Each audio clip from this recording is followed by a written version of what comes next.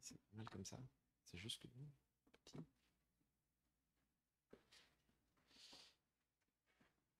Vous allez bien? Oui?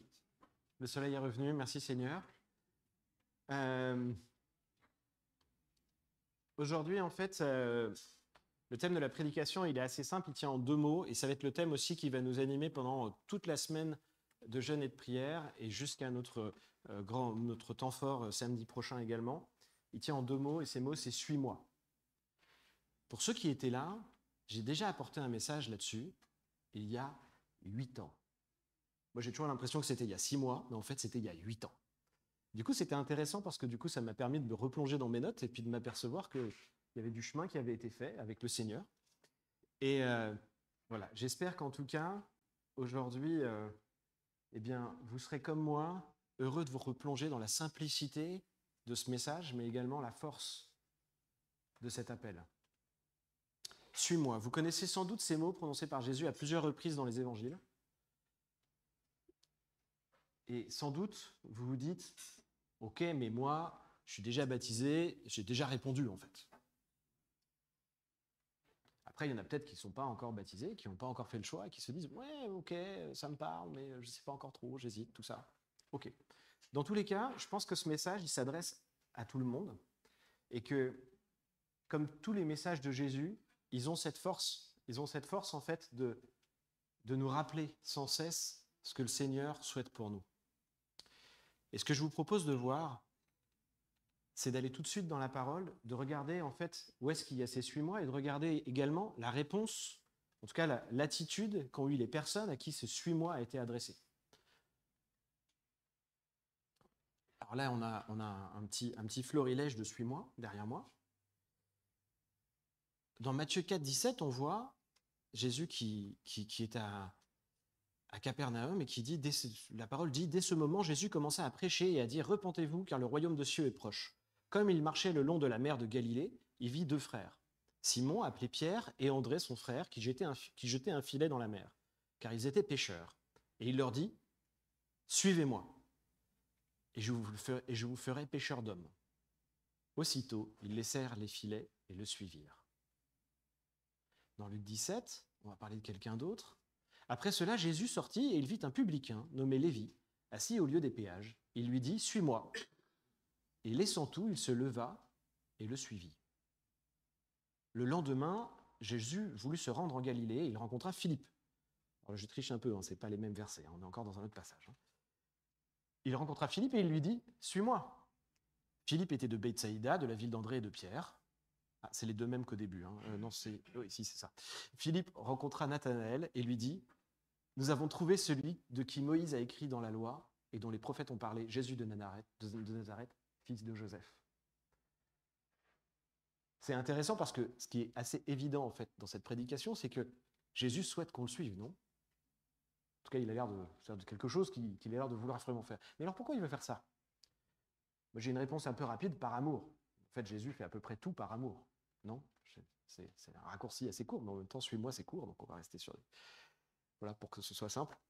Moi, il y a quelque chose qui m'a frappé tout de suite avec ces 3 passages, c'est quand je compare la réaction de ces premières personnes à qui Jésus dit « suis-moi » et la réaction que j'ai eue moi quand j'ai dû me mettre à suivre Jésus. J'ai passé un peu de temps dans la parole, dans la prière, dans le questionnement, à questionner les frères et sœurs, à discuter. C'était pas tout à fait la même spontanéité que ils laissèrent les filets et le suivirent. Il laissant tout, il se leva et le suivit. Voilà. Là, je me suis dit, tiens, il y a quand même un décalage. C'est quand même marquant ce décalage.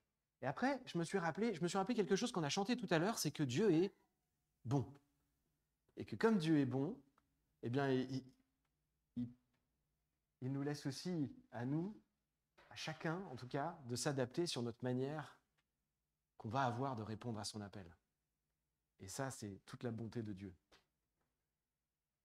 Il a pu me laisser le temps, à moi en tout cas. À vous, peut-être que vous êtes levés, mais moi en tout cas, ça a été un petit peu plus lent. Peut-être que je suis un peu plus lent, c'est pour ça. Quoi qu'il en soit, son appel est toujours le même. Et peu importe la manière, le plan de Dieu ne change pas. Son suis-moi est toujours le même aujourd'hui. Et j'ai envie de dire, il y a un truc particulier également, c'est qu'en fait, il y a même certaines personnes dans la Bible à qui il va dire plusieurs suis-moi. Ça, je ne sais pas si vous l'avez déjà vu, ça. On verra tout à l'heure. Vous allez voir. Et je pense que ça doit nous parler aussi parce que finalement, c'est un peu ce que le Seigneur fait avec nous, des fois même chaque jour. Quand justement on se sent fatigué, quand on va peut-être un peu être oublieux, eh ben le Seigneur, il est là aussi pour ça, pour nous dire, hé, je suis là, suis-moi. Et ce que je vous propose, c'est de continuer à rentrer là-dedans et de voir un petit peu, du coup, qu'est-ce qui va avec ce suis-moi? Parce que c'est bien beau juste de dire suis-moi, mais qu'est-ce que ça engage? On a une partie de la réponse dans Marc 10. Je pense que c'est celle d'après. Voilà, super. Marc 10, 28, 30. Et là, c'est Pierre qui pose la question à Jésus. Pierre lui dit, nous avons tout quitté pour te suivre. Et Jésus répondit, vraiment, je vous l'assure, si quelqu'un quitte à cause de moi et de l'évangile sa maison, ses frères, ses sœurs, sa mère, son père, ses enfants ou ses terres, il recevra 100 fois plus dès à présent. Des maisons, des frères, des sœurs, des mères, des enfants, des terres, avec des persécutions, et dans le monde à venir, la vie éternelle.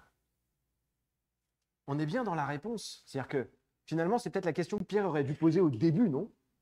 Parce que finalement, il a lâché ses filets, puis il a attendu un certain temps avant de se dire, au fait, on a quand même tout quitté maintenant, il se passe quoi? C'est intéressant, moi j'aurais été Pierre, j'aurais peut-être, avant de lâcher les filets, j'aurais peut-être fait, mais attends, du coup, si on lâche tout maintenant, là, il se passe quoi? Non, je ne sais pas. Peut-être, bon, chacun son truc. Ce qui est sûr, c'est qu'en fait, là-dedans, Jésus répond bien qu'il y a bien des promesses qui sont associées à cet appel. Et quelles sont-elles? Il y a des promesses pour le temps présent, il y a des promesses pour à venir. Promesse pour le temps présent, c'est il recevra 100 fois plus dès à présent. Waouh, ça fait beaucoup, ça, 100 fois plus. Et il y a une promesse pour le futur et dans le monde à venir, la vie éternelle. Bon, il y a une petite nuance, je ne sais pas si vous avez remarqué, parce que on laisse sa maison, ses frères, ses sœurs, sa mère, son père, ses enfants ou ses terres, et on reçoit des maisons, des frères, des sœurs, des mères, des enfants, des terres. Alors on se dit, ah, c'est pareil, avec des persécutions. Ça aussi, peut-être que Pierre, il aurait dû poser la question avant. Toujours est-il que Jésus a bien complété sa réponse, il n'a pas triché là-dessus. Et finalement, ces persécutions, en fait, moi, quand je lis ce verset, ça me rappelle tout de suite le sermon sur la montagne, dans Matthieu 5. Je pense qu'on l'a aussi. Voilà, heureux serez-vous quand les hommes vous insulteront et vous persécuteront lorsqu'ils répondront toutes sortes de calomnies sur votre compte à cause de moi. Donc là, c'est Jésus qui parle, c'est pas moi, c'est Jésus. Oui, réjouissez-vous alors et soyez heureux, car une magnifique récompense vous attend dans les cieux, car vous serez ainsi comme les prophètes d'autrefois. Eux aussi ont été persécutés avant vous de la même manière. Amen. Et là, c'est intéressant parce que c'est de la même manière. C'est-à-dire que finalement, l'appel sur les apôtres, c'était déjà le même appel que sur les prophètes. On voit que finalement, la méthode est toujours la même. Donc pourquoi aujourd'hui, avec nous, la méthode serait différente? On est d'accord, il y a une espèce de constance dans le... Et de fait, les promesses sont les mêmes également. C'est-à-dire que les promesses qui vont avec l'appel sont les mêmes aujourd'hui également pour nous. Alors, on va voir aussi un peu tout à l'heure comment on peut prendre possession aussi de ces promesses pour le temps présent. Parce que finalement, 100 fois plus de frères, de sœurs, de maisons, de terres, avec des persécutions, ça fait beaucoup. Ça fait beaucoup. C'est marrant, j'ai souri parce que tout à l'heure, j'ai pensé à ça en fait quand je suis revenu m'asseoir, parce que je suis parti prier et quand je suis revenu m'asseoir, on n'avait plus 2 filles, on avait 4 enfants. Parce qu'il y avait 2 enfants qui étaient venus en plus. Je me suis dit, oh, ça y est, ça commence. Voilà. C'était des garçons, c'était bien fichu en plus. Voilà. Ce que je vous propose, c'est d'illustrer un peu tout ça, là, tout ce que je viens de dire, en prenant, on va prendre 2 exemples d'apôtres. On va prendre d'abord Pierre. On va prendre Pierre parce que Pierre, on le connaît bien, on sait plein de choses sur Pierre, et donc du coup, on va prendre l'exemple de Pierre d'abord, et puis après, on prendra l'exemple de Matthieu. L'exemple de Pierre. Qu'est-ce qu'on sait sur Pierre dans la Bible? On sait pas mal de choses sur Pierre. On sait qu'il avait un métier, il était pêcheur. Ok, ça on le sait. On sait qu'il avait un frère qui s'appelait André. Ok, c'est bien, vous êtes bon jusque-là. On savait qu'ils étaient pêcheurs. Enfin, en tout cas, quand Jésus les a trouvés, ils étaient à Capernaum. Bon, ok, c'est en Galilée. Bon, ok. Ils étaient originaires de Bethsaïda, mais en l'occurrence, quand Jésus les voit, ils étaient à Capernaum. Donc c'est un village au bord du lac de Tibériade, le lac de Tibériade, la mer de Galilée, c'est la même chose. On pourrait se dire, franchement, en plus, quand on est en Galilée, on peut se dire, tiens, finalement, c'est quand même la terre promise, être pêcheur là-bas, c'est quand même une vie sympa et tout ça. On sait d'autres choses quand même, qui peuvent venir un peu peut-être expliquer un peu la situation de Pierre. À cette époque-là, la Galilée, comme une grosse partie de cette région-là, était complètement sous occupation romaine. Et vivre sous occupation romaine, c'est à peu près la même chose qu'aujourd'hui de vivre dans un pays sous une dictature, en fait. Ça n'a pas changé non plus, malheureusement. Malheureusement, les erreurs des hommes aujourd'hui sont les mêmes que dans le passé, c'est la même chose. Et du coup, il y avait quand même une certaine oppression, et du coup, le peuple juif était opprimé. C'est-à-dire que c'était quand même pas une condition de vie hyper sympa. On sait qu'en plus de ça, niveau famille, c'était pas terrible. Il y avait sa belle-mère qui était malade, qui était même mourante. Ça, on le sait aussi, c'est dit dans les évangiles. Et on sait aussi que ça lui arrivait de lancer son filet et de rien ramasser. Et quand on est pêcheur et qu'on rentre et qu'on n'a rien, on n'a rien à vendre. Et si on n'a rien à vendre, on n'a pas de quoi se nourrir, on n'a pas d'argent. Donc la vie n'était pas forcément hyper facile. Et donc ça, finalement, on peut se dire, tiens, quelles étaient les perspectives d'avenir de Pierre si Jésus passe pas par là à ce moment-là, en fait, si finalement, ou alors si Jésus passe et là il dit, non, nous on va continuer, on va remonter sur le bateau là, et salut, bonne journée. En fait, on se dit, finalement, pas grand-chose, quoi. C'est vivre là, continuer à essayer de pêcher, être opprimé, pas avoir tous les jours à manger dans son assiette, pas faire grand-chose de sa vie, et sans doute qu'aujourd'hui, on ne connaîtrait, ni vous ni moi, Pierre, qui d'ailleurs à l'époque s'appelait Simon, en l'occurrence. Ça c'est la réalité, en fait, de Pierre sans Jésus, c'est ça. Et c'est un peu la réalité que malheureusement beaucoup de gens vivent, en fait, tous ceux qui ne sont pas à Jésus, en fait. Finalement, quand on ne regarde qu'avec nos yeux humains, on se limite qu'à ce qu'on peut faire, nous, avec nos propres forces, avec les études qu'on a faites, avec l'argent qu'on a eu au départ, l'argent qu'on gagne en faisant, etc. On se laisse limiter à ça. Mais Jésus, lui, quand il voit Pierre, il ne le regarde pas du tout avec des yeux d'humain. Quand Jésus regarde Pierre, il le voit, mais avec l'amour et la sagesse divine. Quand il voit Pierre, il voit la raison pour laquelle Dieu a créé Pierre. Il voit le plan, la volonté que Dieu a pour la vie de Pierre. Et ça change pas mal de choses. Parce que maintenant, si on regarde le Pierre qu'on connaît, le Pierre qui a lâché ses filets, qu'est-ce qu'il a fait, Pierre? Il a marché sur l'eau. Vous avez marché sur l'eau, vous? Moi, perso, j'ai vu. Il a guéri des malades. Parce qu'il a persévéré dans la prière, il a reçu le Saint-Esprit et il a vécu une vie de puissance. Des milliers de personnes se sont converties en l'écoutant. Pierre est un des seuls à avoir accompagné Jésus jusqu'au bout. Les gens étaient guéris dans son nombre. Il a contribué avec Paul à réconcilier les chrétiens juifs et non-juifs. Et encore 2000 ans après sa mort, je suis capable de vous dire qui était Pierre. Ça, c'était le plan de Dieu. C'était la volonté de Dieu pour la vie de Pierre. Mais tout ça, c'est pas fait sans souffrance. Oui, il a marché avec Jésus et il l'a suivi spontanément. Mais c'est aussi à lui que Jésus a dit « Arrière de moi, Satan ». Il vivait chichement en tant que pécheur, mais il avait un toit sur la tête, et il avait un métier. Quand il a décidé de suivre Jésus, il y a des moments, ils n'avaient pas à manger, ils dormaient dehors. Ils n'avaient pas d'endroit où dormir non plus. Il a eu faim, il a eu soif. Ils ont été persécutés pour leur foi et il est mort dans la souffrance. Il a marché sur l'eau, mais il est tombé. Il a suivi Jésus, mais il l'a renié. Il a persévéré, mais à chaque fois, Jésus était là. À chaque fois, Jésus était là. Il a été là pour le relever, pour le sortir de l'eau. Il l'a secouru, il l'a sorti de l'eau, il lui a pardonné 3 fois. Et à la fin, et là on va prendre Jean 21, et à la fin, il a renouvelé son appel. Pierre, il n'a pas été appelé une fois. Il a été appelé 2 fois. En vérité, je te le dis, quand tu étais plus jeune et tu te saignais toi-même, et tu allais où tu voulais, mais quand tu seras vieux, tu étendras tes mains et un autre te ceindra et te mènera où tu ne voudras pas. Il lui dit cela pour indiquer par quelle mort Pierre glorifierait Dieu. Et ayant ainsi parlé, il lui dit « Suis-moi ». Vous imaginez, Pierre, à ce moment-là, il a déjà été envoyé avec les 12, il a déjà fait tellement de choses. Jésus l'a déjà proclamé qu'il serait le Père de l'Église. Là, il lui a déjà dit « Paie mes brebis, paie mes brebis, paie mes brebis ». Et pourtant, après ça, il lui redit « Suis-moi ». C'est pour ça que je pense que cet appel, peu importe où on en est dans notre vie de chrétien, comme Pierre, on a besoin de l'entendre. On a besoin de reprendre soi et de se relever à chaque fois que le Seigneur vient nous prendre et vient nous dire « Suis-moi ». Et Dieu se glorifie à travers ces exemples de foi. Et ce n'est pas pour glorifier les hommes, c'est pour que lui-même, c'est pour que la gloire lui revienne à lui, pour qu'on puisse saisir son amour, qu'on puisse saisir l'amour que Dieu a pour nous. Quel plan merveilleux il a pour nos vies. Regardons maintenant Matthieu. Matthieu, alors c'est celui, on l'a vu tout à l'heure dans les passages, qui s'appelle Lévi, hein, c'est son nom. Matthieu, lui, il était riche. Il était publicain. Donc, publicain, c'est quelqu'un qui travaillait pour les Romains comme collecteur d'impôts. C'était une classe particulière chez les Romains. Et du coup, on donnait ce nom à la fois aux Romains donc, qui avaient cette charge, qui était une classe de chevaliers, et également à ceux qui étaient rattachés à ces Romains-là. Donc il avait un rôle dans la société assez important.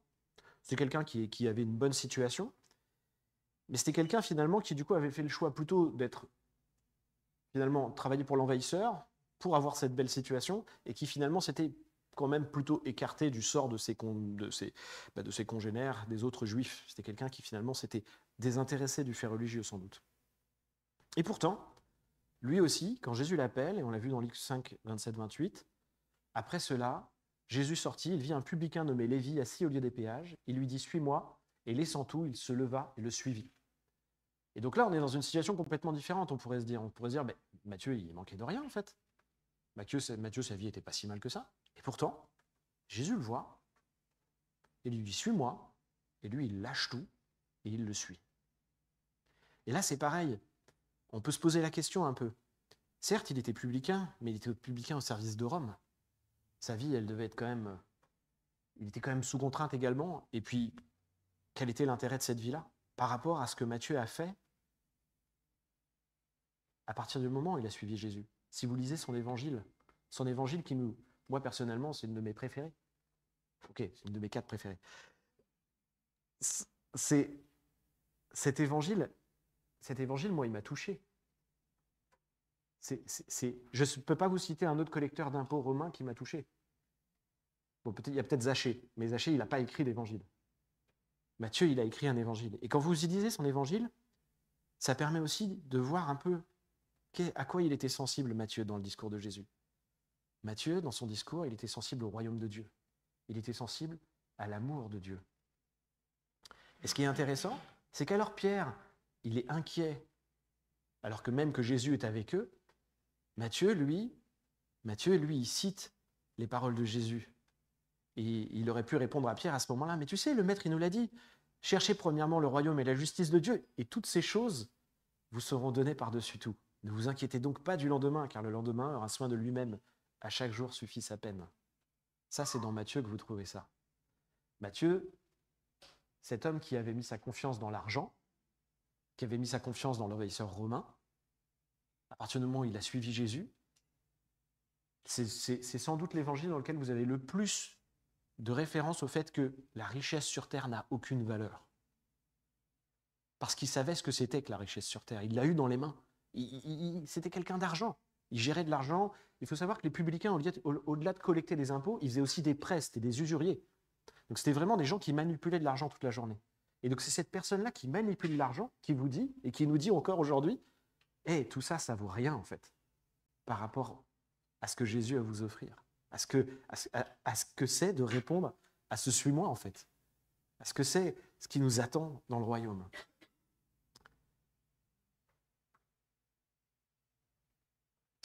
Et là encore, c'est intéressant parce que Jésus, clairement, quand il voit Matthieu, il a un plan. Il le sait, il le voit, il l'aime, c'est Jésus. Il le voit et il sait ce que la volonté de Dieu pour lui. Et il l'embarque avec lui.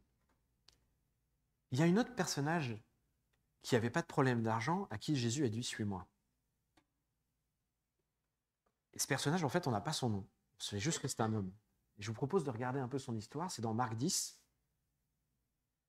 17 à 27. Comme Jésus se mettait en chemin, un homme accourut et se jetant à genoux devant lui. « Bon maître, lui demanda-t-il, que dois-je faire pour hériter de la vie éternelle ?» Jésus lui dit « Pourquoi m'appelles-tu bon ? Il n'y a de bon que Dieu seul. Tu connais les commandements, tu ne commettras point d'adultère, tu ne tueras point, tu ne déroberas point, tu ne diras point de faux témoignages, tu ne feras tort à personne, honore ton père et ta mère. » Il lui répondit « Maître, j'ai observé toutes ces choses dès ma jeunesse. » Jésus, l'ayant regardé, l'aima. Il lui dit il te manque une chose. Va et vends tout ce que tu as. Donne-le aux pauvres et tu auras un trésor dans le ciel. Puis viens et suis-moi. » Mais affligé de cette parole, cet homme s'en alla tout triste, car il avait de grands biens. Jésus, regardant autour de lui, dit à ses disciples qu'il sera difficile à ceux qui ont des richesses d'entrer dans le royaume de Dieu. Les disciples furent étonnés de ce que Jésus parlait ainsi. Et reprenant, il leur dit, « Mes enfants, qu'il est difficile à ceux qui se confient dans les richesses d'entrer dans le royaume de Dieu. » Dans ce passage, donc, on voit... Oui, je prendrai la suite après. On voit donc, du coup l'histoire de cet homme dont on n'a pas le nom.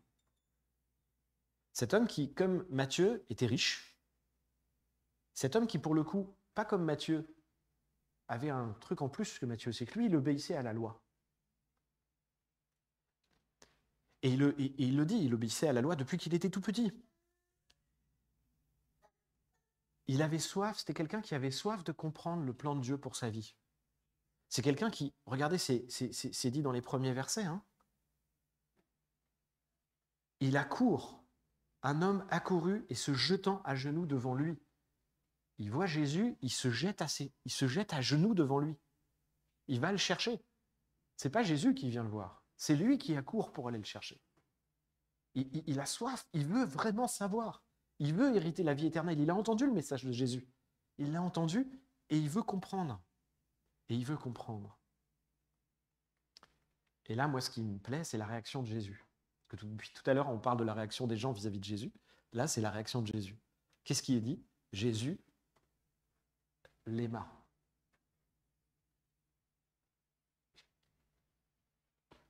Ce qui va suivre, c'est pas un piège. Je vous dis ça parce que moi, ça m'est arrivé de lire ce passage et de me dire que clairement, c'était un passage, comme en plus on l'a aussi également dans Matthieu, ce passage, on l'a et quand on lit ce passage, on se dit, oui, mais c'est un passage qui doit nous enseigner que, oui, il faut vraiment laisser les richesses sur terre pour pouvoir avoir la vie éternelle, etc., que ça va être compliqué si on est attaché aux richesses du monde, etc. Et donc, du coup, on voit que des choses, on met dans la bouche de Jésus sans doute un ton de reproche. Je vous demande simplement, on est dans Marc 10, c'est écrit « Jésus l'aima ». Moi, je lis la parole de Dieu et je vois ça. Jésus l'ayant regardé l'aima. Et donc, du coup, ce qu'il lui dit derrière, pour moi, je veux dire, c'est une déclaration d'amour, non ? Quand tu aimes quelqu'un, tu ne peux pas lui faire un reproche juste après, non ? C'est bizarre, non ? Ou alors c'est un reproche tellement plein d'amour, c'est comme avec nos enfants, c'est un reproche tellement plein d'amour qu'en fait, on l'aime.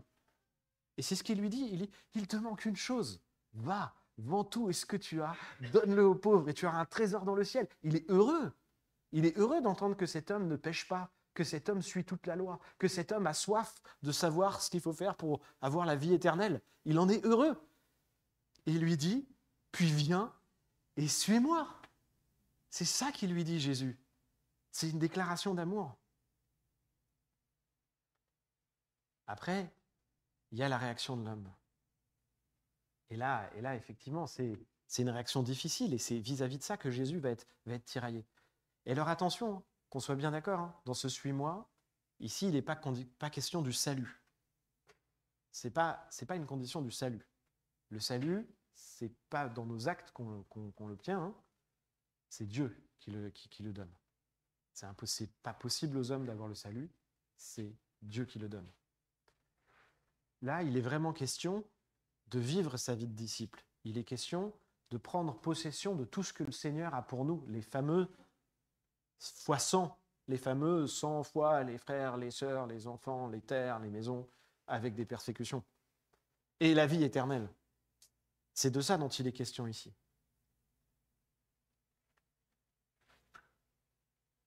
Juste pour vous figurer un peu les choses avec ce « suis-moi », il y a autre chose que je voulais préciser là-dessus, c'est qu'il ne faut pas qu'on ait un sentiment de culpabilité vis-à-vis de ce « suis-moi ». Il y a des persécutions, c'est pas facile de suivre, c'est pas facile de répondre à cet appel. C'est pas facile de tout lâcher, c'est un geste, c'est courageux de le faire. Je voudrais juste que vous imaginiez en fait la scène. Jésus, quand il vient voir quelqu'un qui lui dit « suis-moi », c'est intéressant parce qu'en fait, c'est quelque chose je pense que vous avez déjà tous vu au cinéma ou lu dans des livres.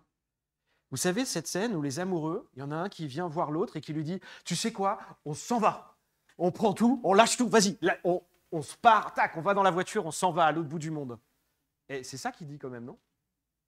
Il leur dit pas, vas-y, prends le temps, tu fais tes affaires, tu fermes ton compte en banque, viens avec moi. Non, non, il dit, allez, c'est parti. Et c'est ça, en fait, c'est une vraie déclaration d'amour. Il est passionné. Il est passionné par son ministère. Et comme il connaît le cœur de Dieu, il sait que les personnes à qui il dit ça, ça va être pour eux une bénédiction.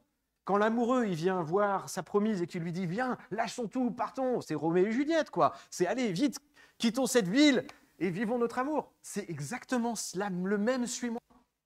Ce qu'il veut avec nous, c'est ça. C'est vivre, c'est qu'on puisse être dans son amour, qu'on puisse avoir une relation forte avec Dieu, qu'on puisse vivre pleinement ce que Dieu a prévu pour nous. C'est ça ce qui se cache dans le suis-moi. C'est pas autre chose que ça. C'est pas un suis-moi culpabilisateur où on va peser ceux qui répondent oui ou ceux qui répondent non. C'est un suis-moi qui est juste une porte ouverte à la volonté de Dieu. Et c'est pour ça que c'est si beau de voir qu'il le rappelle à Pierre. Parce qu'il rappelle à Pierre son premier appel, celui auquel Pierre a déjà répondu au début.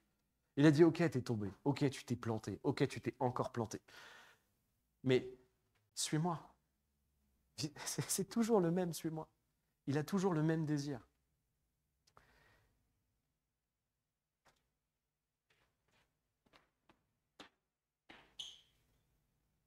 Et du coup, répondre à ça, c'est un combat.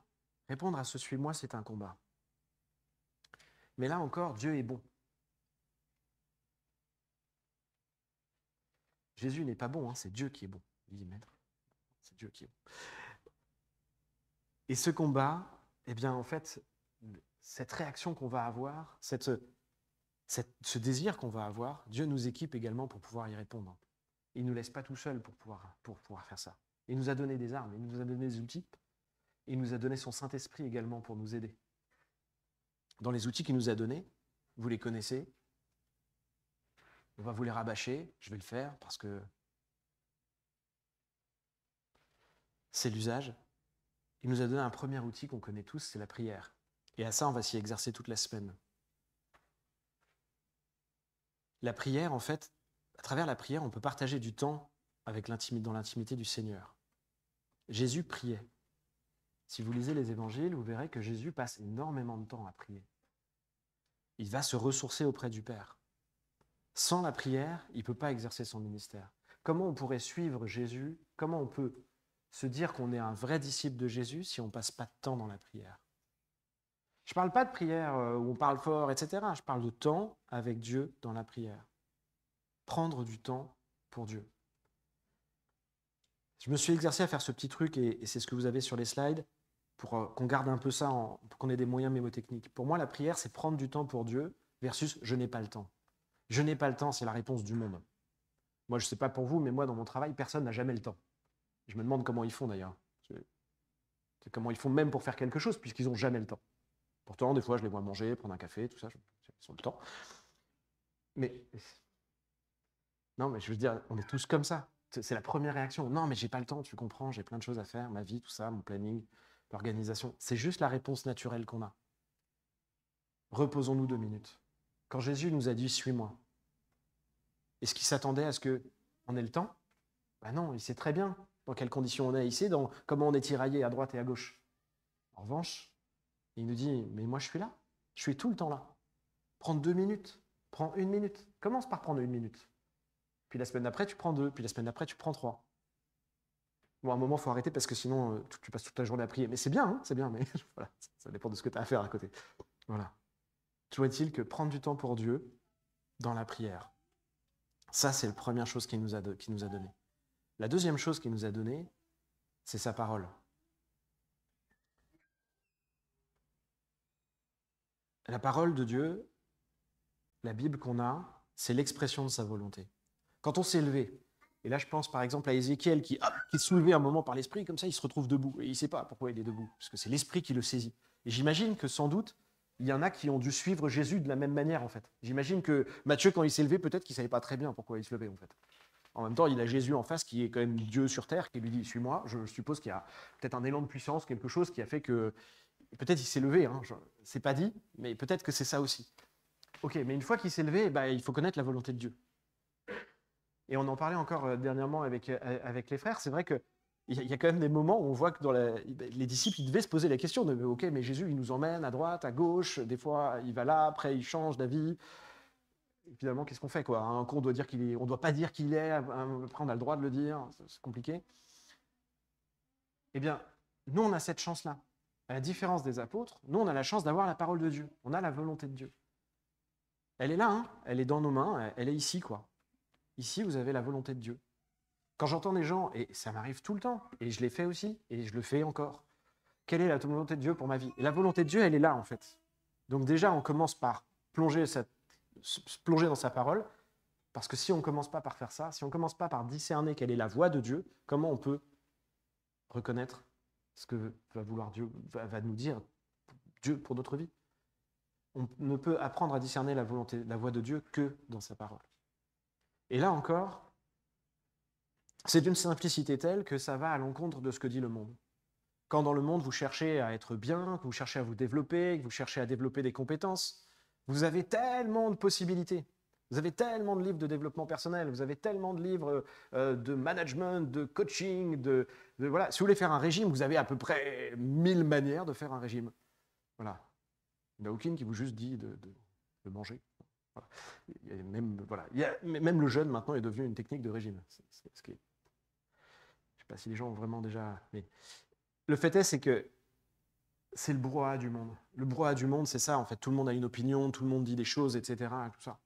Et même dans les églises, c'est pareil, en fait. Même nous, là, ici, on vient sur l'estrade et on dit plein de trucs, etc. On a notre avis. La parole de Dieu, elle ne change pas, elle est immuable, elle est accessible à tout le monde. Et on sait tous lire. Et si on ne sait pas lire, on peut même l'écouter. Et en fait, on peut apprendre à discerner sa voix comme ça. Quand demain, le Saint-Esprit va venir vous parler, ou quand demain, quelqu'un va vous dire « j'ai reçu quelque chose du Saint-Esprit », comment vous saurez que c'est de Dieu si vous ne connaissez pas votre parole? La parole des prophètes est soumise aux prophètes. Si quelqu'un vient vous voir en vous disant « ça vient de Dieu », il faut que vous sachiez vraiment quelle est la voix de Dieu. Quand vous avez une décision à prendre, quand il y a deux choix qui s'offrent à vous, peut-être que tout n'est pas écrit dans la Bible. Évidemment, en ce moment, on parle d'intelligence artificielle, on ne va pas parler d'intelligence artificielle dans la Bible. En revanche, on va parler des choses qui sont bonnes et des choses qui sont mauvaises. Les choses qui sont bonnes et les choses qui sont mauvaises, c'était les mêmes, c'était vrai hier, c'est vrai aujourd'hui, c'est toujours vrai demain, en fait. Il y a des choses qui permettent de se développer, qui permettent d'apporter la paix, l'amour, la joie, qui permettent de s'aider les uns les autres, de s'entraider, de s'élever. Et il y a des choses qui ne permettent pas et qui vont justement à l'encontre de ça. Et ça, cette sagesse-là, cette simplicité de sagesse, elle est dans la Bible. Le reste, on peut faire du verbiage, on peut faire des arguments, c'est presque de trop. La parole de Dieu. La prière, passer du temps avec Dieu. La parole de Dieu, apprendre à discerner la voix de Dieu. La troisième chose qui a été donnée, eh bien en fait, c'est l'Église. Il nous a donné des frères et sœurs pour qu'on puisse justement expérimenter l'amour de Dieu. C'est pas anodin. Jésus, il n'a pas choisi un disciple. Il a choisi un groupe de disciples. Et il n'a pas choisi un groupe de disciples, tiens, je vais prendre un paquet, c'est tous les mêmes. Il a pris un groupe de disciples de gens qui venaient d'endroits très différents, de cultures différentes, d'horizons différents, qui avaient même eux-mêmes des plans pour leur vie différents. On avait quand même vraiment des gens diamétralement opposés, un collecteur d'impôts, un pêcheur, on avait un zélote, on avait vraiment des gens qui étaient animés eux-mêmes par des souhaits pour leur vie qui étaient très différents. Ça vous rappelle rien? Enfin, je veux dire, une église, c'est ça, non? C'est des gens différents qui viennent ensemble se rassembler pour apprendre ensemble à servir Dieu, pour s'exhorter les uns les autres. Et ça, c'est aussi quelque chose qui est perturbant par rapport au bruit du monde. Parce que finalement, dans le monde, on va dire non, tu peux te faire tout seul. Il y a toujours cette expression seul, on va plus vite. Vous savez, ensemble, on va plus loin. Quand j'essaye d'adapter ça, à la fois, je me dis oulala, c'est une catastrophe. En fait, seul, je suis à peu près sûr que tu peux penser que tu vas vite.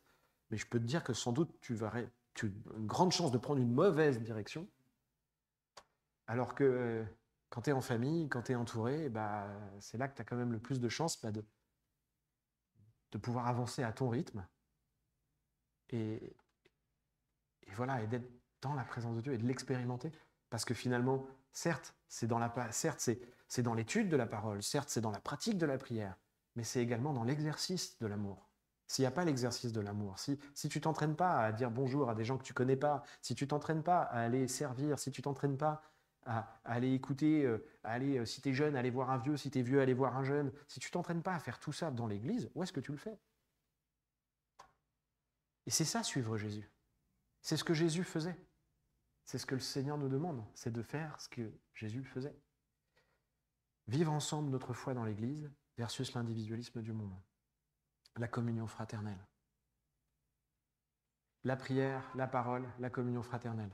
On en a parlé avec les jeunes adultes, on avait appelé ça le PPCF. Ça, c'était un hommage à Epifanio pour les acronymes. Il le sert, je lui ai déjà dit. Et tout ça, évidemment, on ne peut pas le faire par nos forces. On est malheureusement limité, et heureusement limité, j'ai envie de dire. Et le Seigneur, pour faire tout ça, nous a donné son Saint-Esprit. Et il nous a équipés de ce Saint-Esprit qui est en nous, parfaitement Dieu. Ce n'est pas quelqu'un d'autre.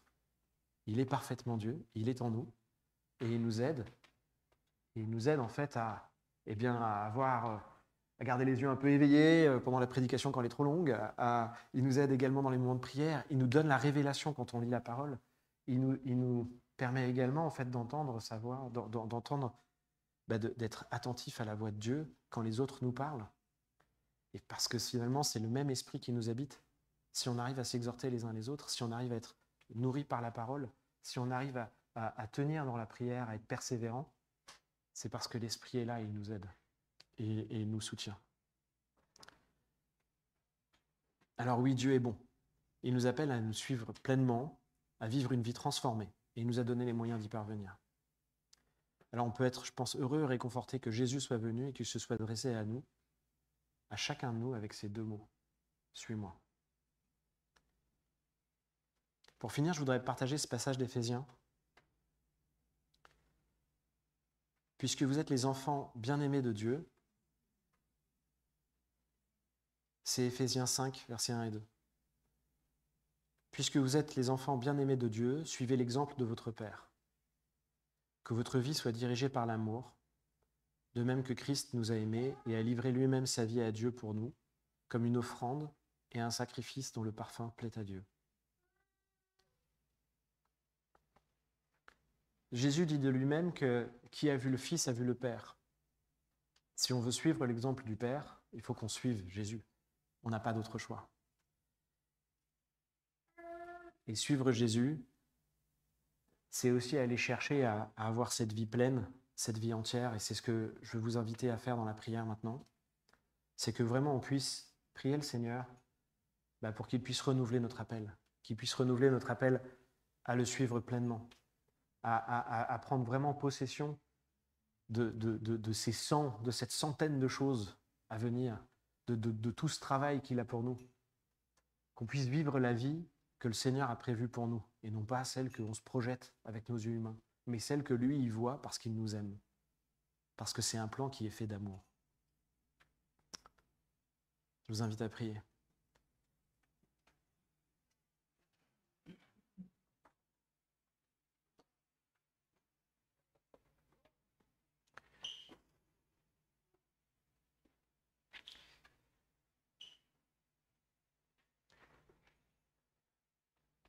Ouais, Seigneur, merci Seigneur parce que tu nous as appelés, Seigneur. Tu nous as appelés, Seigneur, dans notre imperfection.